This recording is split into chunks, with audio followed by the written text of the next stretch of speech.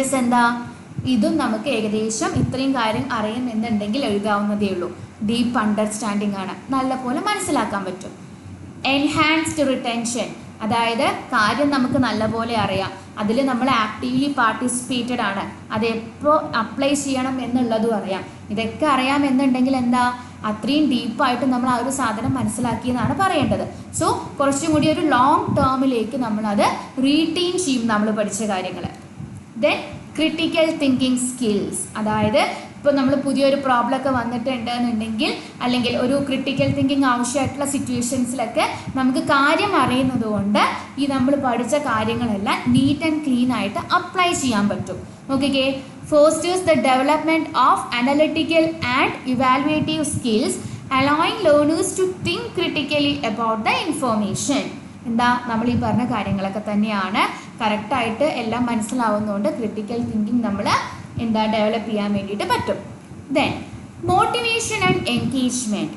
Learners are more motivated when they see the relevance of material to their lifes, leading to increased engagement. അപ്പോൾ നോക്കിക്കേ, chemistry ലാബിൽ ഒരു experiment നമ്മളൊരു teacher കാണിച്ചു കൊടുക്കുകയാണ്. ഇപ്പോൾ ഒരു ഗോൾഡൻ സ്പാങ്കിൾ അല്ലെങ്കിൽ എന്താണ് നല്ല കാണാൻ ഭംഗിയുള്ള ഒരു കളറൊക്കെ വരുന്ന ഒരു എക്സ്പെരിമെൻറ്റ് കാണുമ്പോൾ കുട്ടിക്കും സ്വാഭാവികമായിട്ട് എന്താ വരിക, നല്ല രസമുണ്ടല്ലോ, നല്ല ഇവിടെ ഈ കെമിസ്ട്രി എന്ന് പറയുന്നത് കുറേ ഇൻട്രസ്റ്റിംഗ് ആയിട്ടുള്ള കാര്യങ്ങളൊക്കെ ഉണ്ടല്ലോ എന്നൊക്കെ പറഞ്ഞ് കുട്ടി മോട്ടിവേറ്റഡ് ആവാനുള്ള ചാൻസ് വളരെ കൂടുതലാണ്. സോ എന്താണ്, ആ ലേണേഴ്സ് കൂടുതൽ മോട്ടിവേറ്റഡ് ആവുമ്പോൾ അവർക്കും എന്ത് ചെയ്യണം, അത് ചെയ്തു നോക്കണം, അല്ലെങ്കിൽ കൂടുതൽ അതിനെക്കുറിച്ച് പഠിക്കണം എന്നുള്ളൊരു കൺസെപ്റ്റ് വന്ന് കൂടുതൽ ആ കുട്ടി ആ ഒരു ലേണിംഗ് പ്രോസസ്സിലേക്ക് നല്ല രീതിയിൽ എൻഗേജ്ഡ് ആവാനുള്ള ചാൻസ് കൂടുതലാണ്. സോ മോട്ടിവേറ്റഡും ആയിരിക്കും, അതേപോലെ തന്നെ മോട്ടിവേഷൻ വഴി ആ കുട്ടി ആ ഒരു ലേണിംഗ് പ്രോസസ്സിലേക്ക് എൻഗേജ്ഡ് ആവാനുള്ള ആ ഒരു ചാൻസ് എന്ന് പറയുന്നത് വളരെയധികം കൂടുതലാണ്.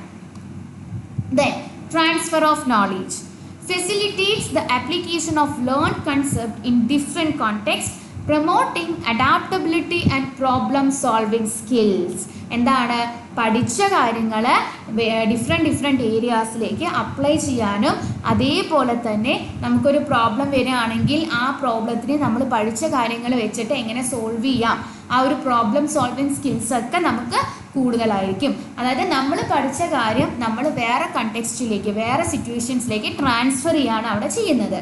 ദെൻ ആക്റ്റീവ് ലേണിംഗ് ആണ്, ഓൾറെഡി പറഞ്ഞു. എന്താ, encourages active participation and interaction, making the learning process more dynamic and enjoyable.